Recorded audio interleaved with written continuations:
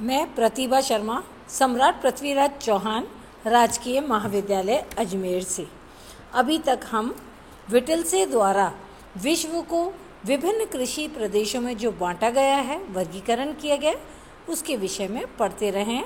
आज की जो बिंदु है, चर्चा का विषय है व्यापारिक पशुपालन प्रदेश। So earlier in the earlier chapters we have been learning about the classification made by Wittelsey as related to the agricultural regions of the world. Today our point of discussion is about livestock ranching region. So let's have a look over the map where this type of agricultural activity is carried out. अब हम मानचित्र पर दृष्टिपात करेंगे कि विश्व में कहाँ पर ये व्यापारिक पशुपालन प्रदेश का विस्तार देखने को मिलता है। तो उत्तरी अमेरिका के मानचित्र में यदि हम देखें तो रॉकी पर्वत श्रेणी के पूर्व में एक विस्तृत सा भूभाग है। दक्षिण अमेरिका में जो पूर्वी तट से लेकर के मध्यवर्ती और दक्षिणी समूचा दक्षिण अमेरिका का भाग, यूरोप में केवल पश्चिम में स्पेन और पुर्तगाल वाला जो सुदूर पश्चिमी भाग है वो इसके अंतर्गत है। अफ्रीका में दक्षिणी भाग, ऑस्ट्रेलिया का मध्यवर्ती जो आंतरिक मैदानी भाग है वो इसके अंतर्गत, इस कृषि प्रदेश के अंतर्गत आता है। और न्यूजीलैंड का जो दक्षिणी द्वीप है वो इस कृषि गतिविधि का हिस्सा है। So when we look over the world map, we find that in North America, the eastern part along the Rocky Mountains from the central to the southern part, it extends, whereas in South America, it is the eastern part, central eastern part extending southward. In Europe, it is the far western side, that is Portugal and Spain only. And in Africa, it is the southern part. Australia, it is the lowlands of Australia, and in New Zealand it is the southern island. अब बात करते हैं विश्व के व्यापारिक पशुपालन क्षेत्र के विषय में कि विश्व में ये क्षेत्रों के नाम से हम जानेंगे। So let's have a look about where this livestock ranching region stretches, continent wise as well as region wise. पश्चिमी संयुक्त राज्य अमेरिका, कनाडा तथा मैक्सिको के संलग्न क्षेत्र। Now let's talk about North America. It is the western part of United States of America, Canada and the areas that adjoin the Mexico region. Venezuela का Llanos, so the Llanos grasslands of Venezuela in South America. Sertao जो Brazil का हिस्सा है, again Sertao grasslands of Brazil that in South America itself. Again about South America.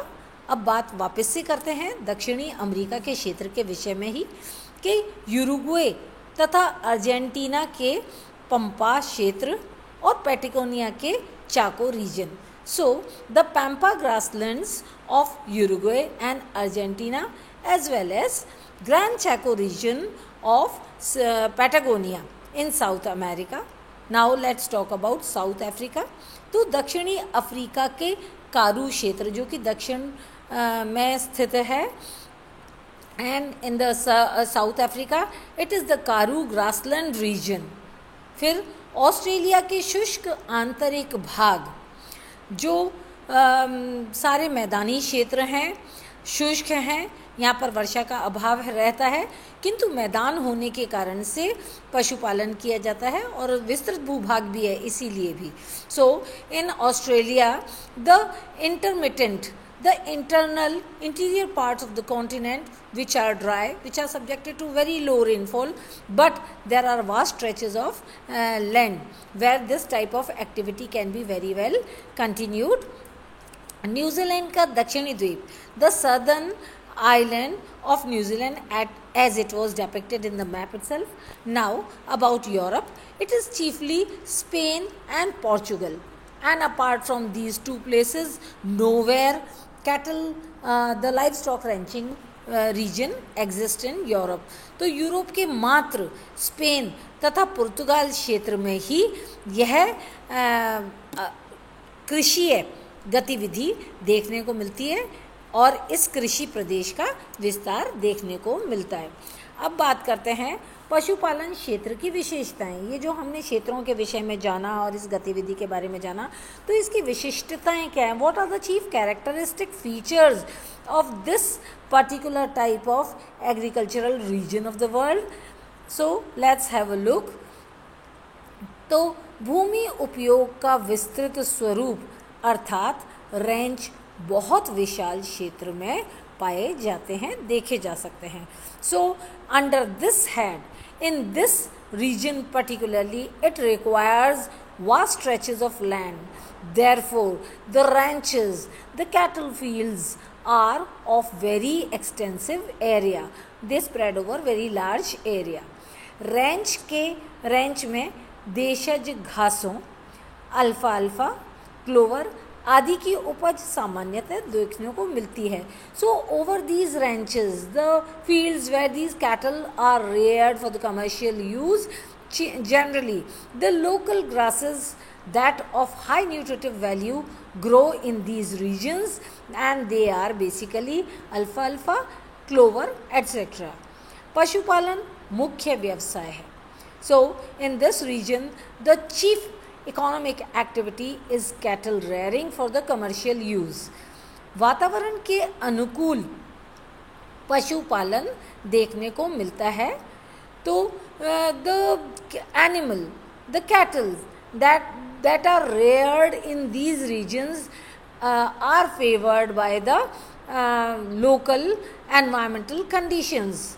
वहाँ क्षेत्रीय विशिष्टता को यदि हम देखें, if we visualize the peculiarity of this region related to the animals, we find, हम क्या देखते हैं कि उत्तरी और दक्षिणी अमेरिका में गायों का चारण अधिक पैमाने पर किया जाता है, जबकि ऑस्ट्रेलिया और न्यूजीलैंड में पशुओं के अंतर्गत जो प्रमुख पशु हैं वे भेड़ और बकरी हैं।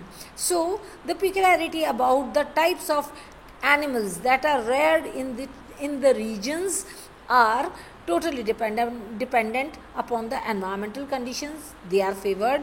So in North and South America, chiefly the commercial cattle rearing comprise that of the cows, whereas in Australia and New Zealand, the chief animals that are reared are goats and sheep. चरागाहों में स्थायी मकान व पशुशाला निर्मित देखी जा सकती हैं। So in the grassland regions, in these vast ranches, the permanent infrastructure can be seen, that is the settlement of the people engaged in this activity, as well as the studs, the cattle market, all are found in a settled form. They are stable form. तो चरागाहों में स्थायी मकान और पशुशाला देखने को मिलती है। तो पशुशाला से अभिप्राय है स्टड से। भेड़, बकरी, मवेशी, घोड़े प्रमुख पशु जिनकी नस्लों का वैज्ञानिक सुधार किया जाता है। In these regions the scientific improvements are done that related with the species of animals that are reared in these regions, and among those animals the chief are the goats, sheep and horses, etc., in which the scientific improvement related to their species is done. पशुओं हेतु समुचित व्यवस्था की जाती है, and these regions are marked by appropriate arrangements related to the animals that are being reared in the regions.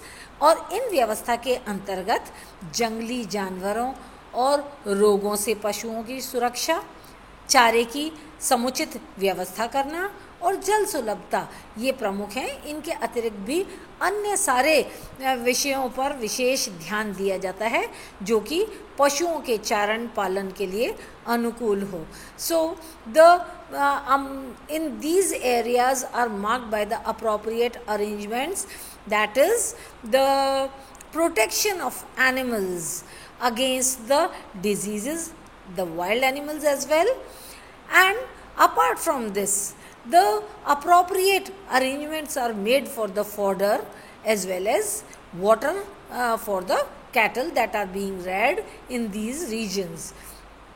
रेंचों पर पशुपालन सुसंगठित बाजारों के लिए किया जाता है.